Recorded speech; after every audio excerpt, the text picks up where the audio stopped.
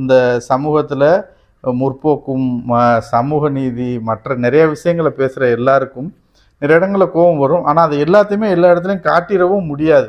அடக்கிக்கிட்டே வர்றாரு. இப்படி விட்டுட்டீங்களடா அம்மாவை ரோட்டில் பிச்சை எடுக்க விட்டுட்டு இப்போ படையல் போட்டது கூட இது இந்த காரணம் தான் அப்படின்னு தெரிஞ்சப்போ ரொம்ப வருத்தத்தோடு நடந்து வீட்டுக்கு வர்றாரு வண்டிக்கு.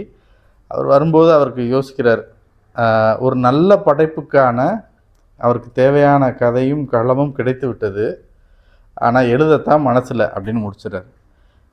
இதை படித்து முடிக்கும்போது நிறைய விஷயங்கள் நம்ம நம்மளுடைய வாழ்க்கையில் நமக்கு தெரிஞ்சவங்களை வச்சு பொருத்தி பார்த்து கொள்ள முடியும்.